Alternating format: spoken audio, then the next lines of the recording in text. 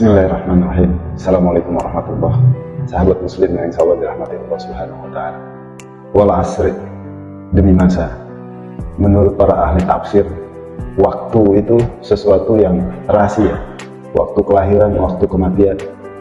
Baginda Nabi juga pernah mengingatkan, gunakan waktu sehat sebelum sakitmu, gunakan waktu hidup sebelum matimu. Lalu ketika kita sudah wafat, kita tidak bisa lagi, walaupun untuk bersedekah, kita tidak bisa lagi minta sedikit waktu untuk satu kali sujud. Maka sempatkan waktu untuk ibadah. Jika 8 jam yang tersisa setelah 8 jam dipakai untuk bekerja, 8 jam untuk istirahat, 8 jam tersisa, kalau kita mengikuti ibadah yang wajib saja 5 waktu, di tiap waktunya kita ambil 5 menit, hanya 25 menit. Ada sisa waktu 7 jam lebih. Kalau itu kita tidak manfaatkan, juga termasuk orang-orang yang rugi. Banyak peluang yang bisa kita gunakan untuk memanfaatkan waktu, antara lain nuntut ilmu, baca Quran, murojaah, mutolaah, baca buku-buku sumber-sumber yang mengajarkan kita kepada pengetahuan agama. Karena dalam kaidah syariat itu ada ilmu-ilmu yang wajib kita pelajari. Setelah kita 40, 50, 60 tahun, kita masih belum paham bagaimana baca Quran yang baik, bagaimana makhrajul huruf yang kita kuasai, semuanya serasa sia-sia. Karena thalabul ilmi itu wajib, sudah baginda Rasul ingatkan 1400 tahun yang lalu. Wajib bagi setiap muslim dan muslimah itu untuk menuntut ilmu. Syariat khususnya, ya terkait dengan fiqhiyah, hal-hal yang menyangkut syarat-syarat dan rukun-rukun dalam aktivitas ibadah. Al-Imam An-Nawawi pernah mengatakan, nukilu an ahlal Madinah kanu idza balagu ahaduhum arba'ina sanah taqra'u lil ibadah. Itu dinukilkan dari para penduduk Madinah itu. Ketika mereka sudah mencapai usia rata-rata 40 tahun, mereka memfokuskan diri untuk ibadah, meningkatkan ketakwaan kita untuk ibadah.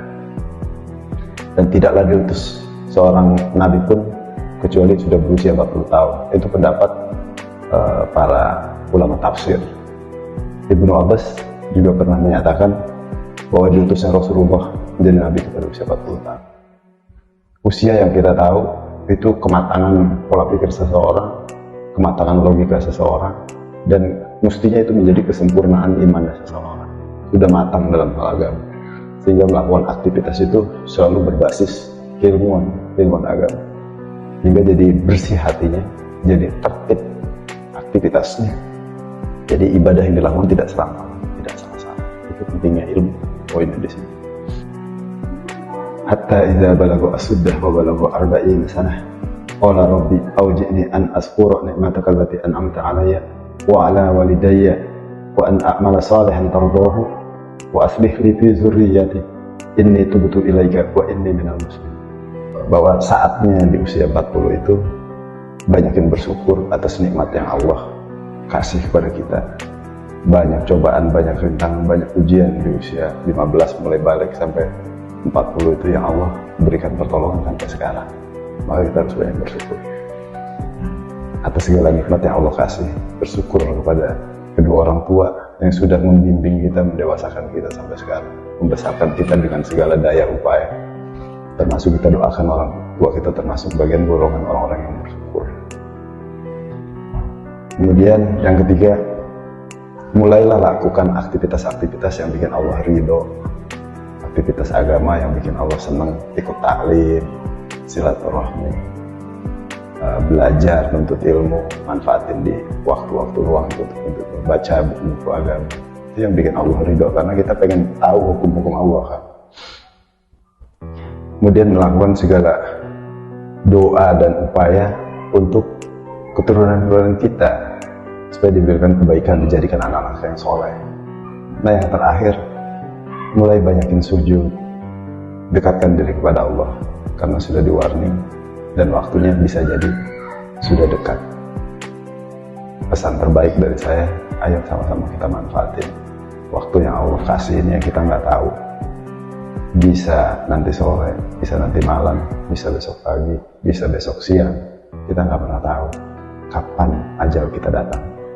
Oleh karenanya, setiap kesempatan alangkah lebih baiknya kita manfaatkan untuk terus mendekatkan diri kepada Allah, tambah ilmu agama, perbanyak ibadah, aktivitas amal soleh, banyakin sedekah. Insya Allah itu yang menjaga kita di yaumil akhir, khususnya di persinggahan di alam barzah. Ada amal yang menjadi teman kita, karena kita sendiri di sana.